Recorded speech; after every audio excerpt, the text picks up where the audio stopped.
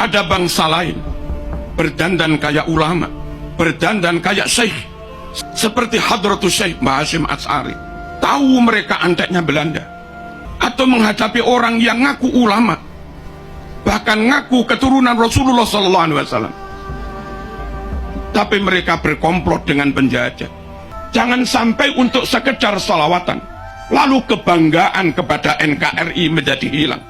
Ikut haul, yes. Ikut salawatan, bagus. Tapi kalau kita harus ikut-ikut mereka, harus ada di bawah mereka, harus nyembah-nyembah kepada mereka. Jangan. Kita berdamai dengan siapapun, kita berta'awun, berkolaborasi, kerjasama dengan siapapun, tapi kita bangsa Indonesia tidak mau ada di bawah siapapun.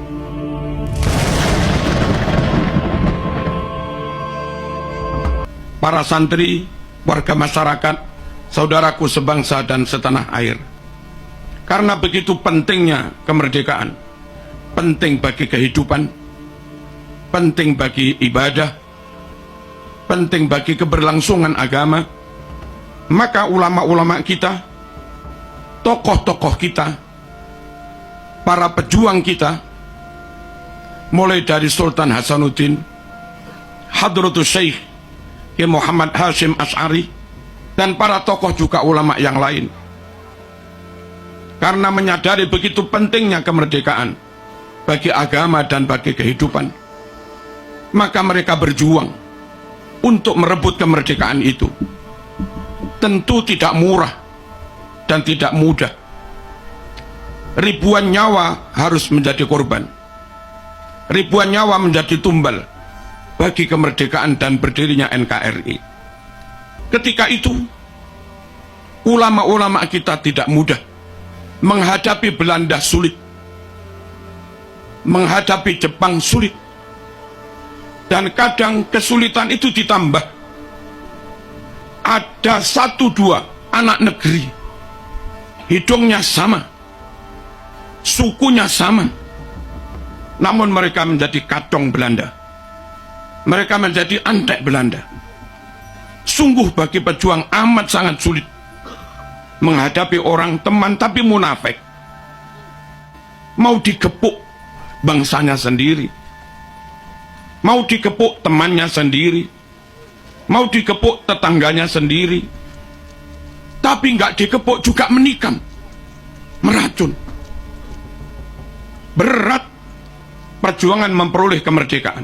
Lebih berat lagi, ada bangsa lain berdandan kayak ulama, berdandan kayak syekh, yang tentu warga Indonesia yang muslim sangat menghormati orang yang dandanannya kayak ulama.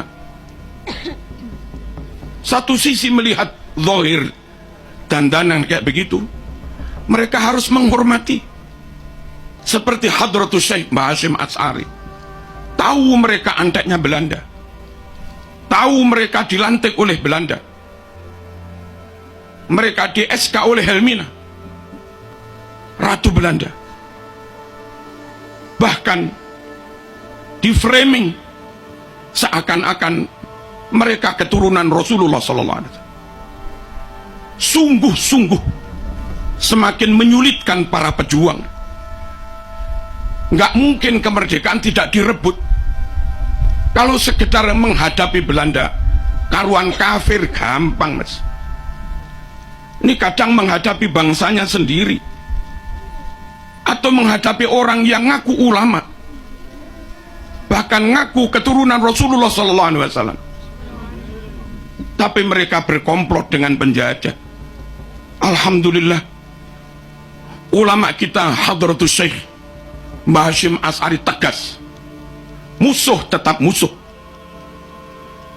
musuh tetap musuh, apapun penampilannya, apapun kedoknya, tetap kenceng, tidak tolah-toleh, tidak ragu, tentu dengan penuh bijaksana dan arif.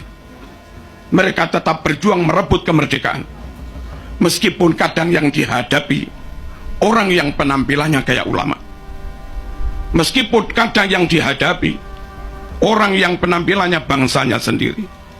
Alhamdulillah, dengan kekompakan, kekokohan niat, dan tentu persatuan, doa, hizib, tirakat, dan rahmat Allah Subhanahu wa ta'ala, akhirnya Indonesia bisa merebut kemerdekaan. Allahumma shalli ala sayyidina Muhammad.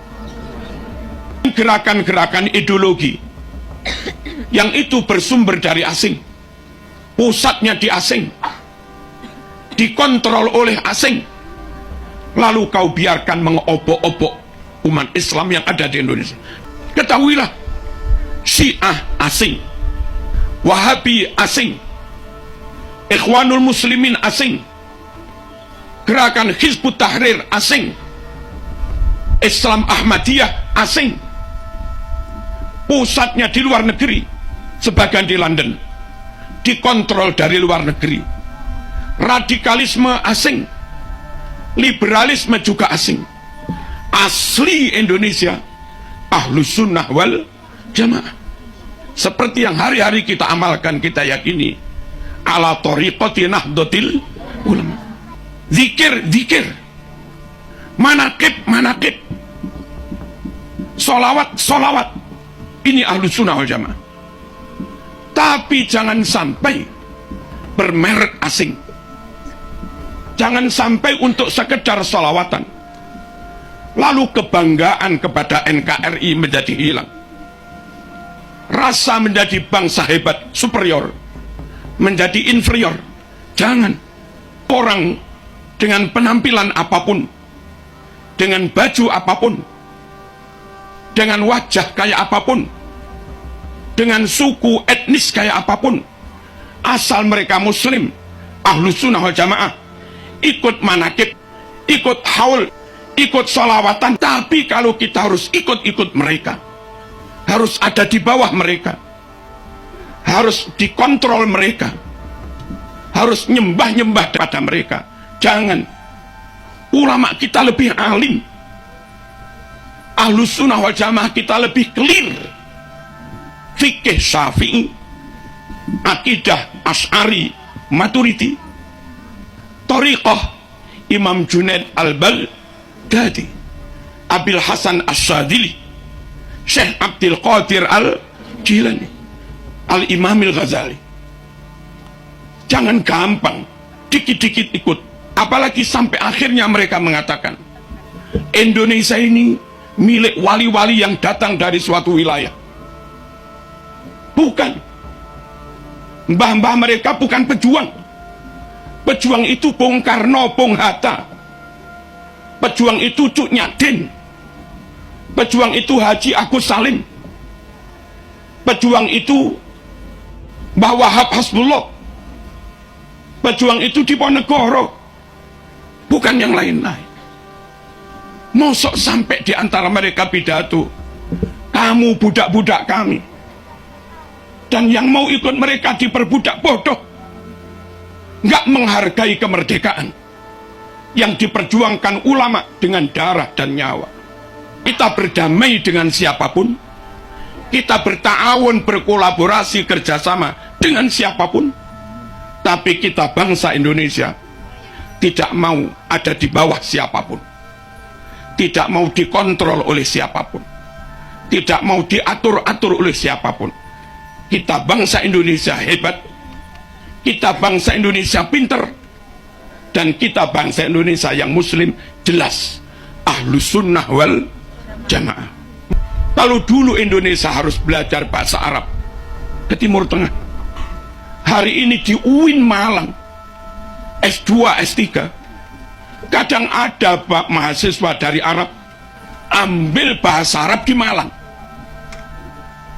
Artinya mereka tahu bahwa balaghah ada di Indonesia, mantek ada di Indonesia, ma'ani bayan batik ada di Indonesia, ulumul Quran ada di Indonesia, tarawat lughawiyah, filologi ada di Indonesia.